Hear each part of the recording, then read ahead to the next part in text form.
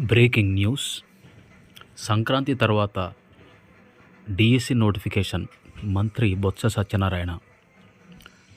నిరుద్యోగులకు సంక్రాంతి కానుకగా విద్యాశాఖ మంత్రి బొత్స సత్యనారాయణ కీలక ప్రకటన చేశారు. సంక్రాంతి తర్వాత డిఎస్సి నోటిఫికేషన్ ఇస్తామని వెల్లడించారు.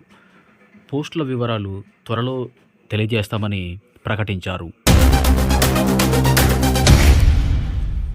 Breaking news.